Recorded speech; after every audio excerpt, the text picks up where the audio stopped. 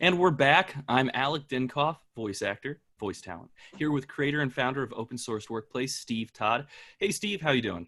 Doing well, Alec. Doing well. Good to see you stateside again after your trek across Europe. Oh yeah, watching that video back, I was pretty choppy at the very beginning. For those of you who haven't seen it, check it out. Open Source Workplace here, or on our YouTube. Interesting video. Forgive me for my poor camera, but we're back, and I'm happy to be here. Good. Thank you, man. Yeah, yeah. So my question for you, Steve, uh, since I've been traveling all over the place, I'm a pretty interesting guy, but I want to hear about you. What about you? What makes you interesting? What's something maybe specific or unique to you? I know you've talked about your experience with you too, but is there anything else you want to share with the audience? Sure. And whether or not it's interesting, we'll let the audience decide whether it's interesting or not, but it's certainly a fact. So each morning, I start my morning. Last time we talked about cold showers, but the next thing on my routine is my bulletproof coffee. So bulletproof coffee is my coffee. I mix it with grass-fed butter, unsalted, and brain octane oil. And I make that in a French press. It all goes into a blender and I blend that up. And to say that I do that every morning is not a lie. When I'm traveling, I actually take things with me while traveling to actually make that coffee. And that's how I start each day. I love it. It's so good. And it just my brain just goes bang as soon as I have it. I cannot stress this enough. So I was traveling for almost last month, as some of you saw in the last video. And coffee, having your coffee. I mean, if coffee is important to you, some people don't care. Some people are tea drinkers. That's okay. You've got your special kind of tea that you like or the way you prepare it. I had to go over to Instant and I brought little packets of my favorite kind of creamer. It was a taste of home. It got me by, but ooh, touchdown landing here and having that first sip of like the way I make coffee with my coffee, what I prepare it with. Oh, Steve, I Yeah. completely understand why you bring your gear with you. Yeah. And because I travel to the UK so much, I actually have a blender that works in the UK and one that works in the States. This is how serious I take this, man. I don't mess around when it comes to my coffee. It just matters that much to me. That So as I said, whether people find that interesting or not, it's still a fact. But they can let us know if anybody else has any sort of weird traits like that that they have to do whenever they're traveling. put it in the comments if you think, yeah, that's a little excessive, or if you're thinking, no, I do the same thing. I Or you completely can just call me an understand. idiot if you want. That's okay too. No, no, no. We've got a great community. So we like to start these videos off with a productivity tip. Steve, for everyone watching, what's something that can instantly be utilized in the workplace right now that would increase productivity? So one of the things, I mean, I live 90 minutes away from the office, and unfortunately, I can work from home a couple of days a week, but I do commute to work 3 days a week, and that is a 90-minute commute there, 90-minute commute back. So what productivity tip is take advantage of your commute. Now, while I'm sitting on a train, it's easy for me to be not multitasking because we talked about that last time, but basically going through emails, checking on things, and doing things that actually really make me productive.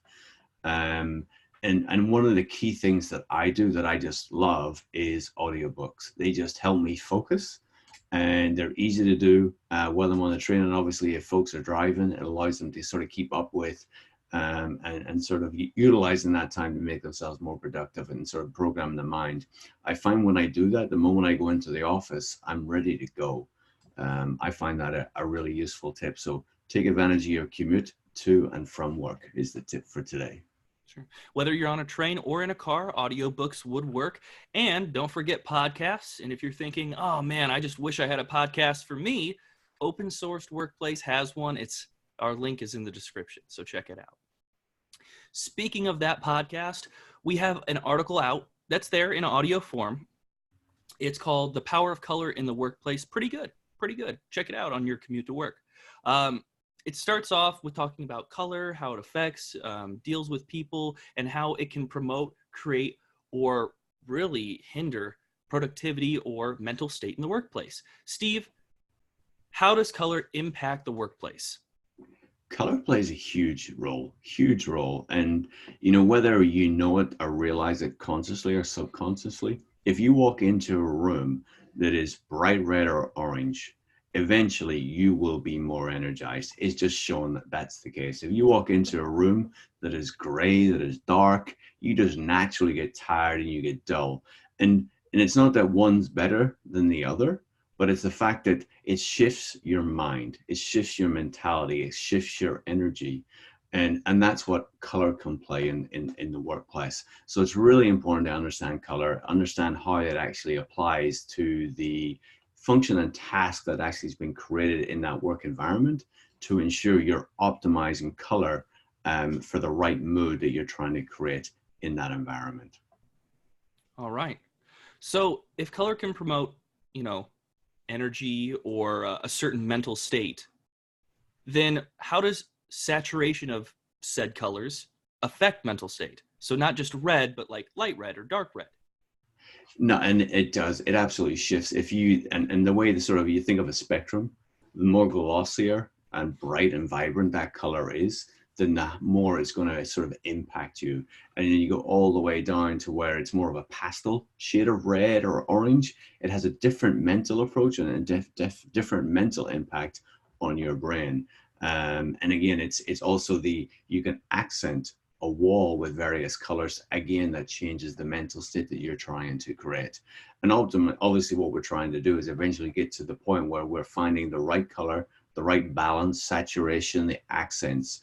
And obviously color we're talking about, we're labeling it here as like a wall color, but obviously color can come in many forms. It can come in furniture, it can come in textures, it can come in carpet, it can come in anything that it can be. So that's why it's really important to understand color, how it works through, and the article goes through it and actually lays out a really great table to follow that actually says this is the color and this color promotes this mental state, this color promotes that mental state, and this is how you basically use the saturation, use accents to actually to actually design a room so you get the right and set the right mood and tone that you want to do within the office. Which is And also even in your own home, right? If you think about what you create in your home, the same applies in the workplace, right? You're intentional about the colors that you use at home because they're the ones that matter to you. exactly. So I guess that being the case, color can change mental state. How can we, and maybe using this article, which it's really great that it highlights what does what. Some articles will just say, hey, it affects your mood, and then leave it at that. Open source workplace, quality articles here. How can we identify what colors are right for specific employees, though? The only way to do it is to ask, right? And you have to ask the employees because, yes, the science shows the sort of levels of color, saturation, and accents, right? But we have to sort of understand that how does an HR person, a finance person, a technology person, a marketing person, right? We have different personalities, different perspectives in different countries, in different cities, in various types of buildings. How do you get to know what they want? And the only way to do is ask them. So what I like to do is to run focus groups where we basically take a band of colors and we ask each employee to select based on the various type of mental states that you want to create. So if an environment you want to create for focus, an environment you want to create for a social activity, an environment you want to create for a relaxation area, what color actually best works for them? And then you can use that to actually showcase that and actually provide that to them within their own neighborhood. And what that allows you to do, again, the employee gets to see, okay, here's what we think, here's what impacts us, and then you apply that. Now, obviously, where you have to be careful is understanding the saturation and sort of the accents of how you're doing it, because over accenting or over glossing can really hurt the environment. But again, understanding those base principles, then asking employees to actually help find the right color for them, then I think that is the best approach that you can do. And again, it doesn't necessarily have to be wall colors. This is what you can do with pieces of furniture, carpeting, rugs, just throw pillows, whatever it is, the way you just accent a room. Sure. Now, Steve, my question is, you came at this with bring the colors to the employees and let them choose. Mm-hmm. So let's say you were trying to promote productivity. Would you suggest bringing all the colors and letting the employees choose, because maybe they don't have a background in HR or, art. And they say, oh, I like black, or I like a really dull gray for a productivity room, but they just like that color, right? Or should you bring like the reds, the yellows, the things that help promote productivity, or the emotions you're looking for, and then bring the saturation level with them. So don't bring all the colors, just bring a few with a lot of choices, or do bring all the colors. It's a great question. It's a great clarifying question. So I would actually provide a spectrum of color that actually, if you think about the reds, is different saturations of reds, and you go all the way down that spectrum, right? So black and white at the other side, and then you sort of work your way through that spectrum, and then you allow the employees to select, because there's no right and there's no wrong answer. The employee is going to tell you what they think and what they believe. And then you basically take that, and obviously if you've got a neighborhood and you've got 30, 40, 50 people in that neighborhood, you're going to come up with a variety of answers. But what I've found is actually it usually comes down to 2 or 3 colors that are relatively close. And again, so what we're trying to do is create an environment that, depending on the nature of what they want to do. So if you want a focus room, and you basically creating an environment that is for a focused area, and the employees tell you there's 2 or 3 colors, well, you could probably create 2 or 3 environments that actually fit those colors, right? And you'll also get this saturation, because the point that you raise, right? So what do you show? And that's sort of how you can play into it. Or if there's a focus area that runs into more of a social or a relaxing area, you take that color palette and you run it through the environment. Again, what you're trying to do is provide an environment when the employee walks in, they know, they understand the color, they see, they help choose those colors, and they then buy into what's being created.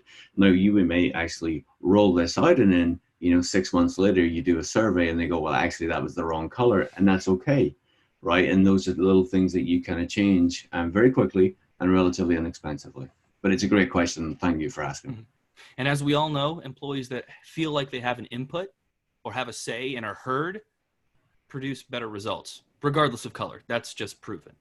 So thanks for joining us. If you've got a special color that you want to use for your office, if you have experience with this, put it in the comments. If you just have a favorite color, mine's sky blue. I know, crazy. Put it in the comments. We'd love to hear it. And after you do that, like, share, and subscribe. Send this out on your social media. We don't care where it goes. We just want to share this information with everyone. As for us, we'll see you here next week. Thanks for joining, and we'll see you then.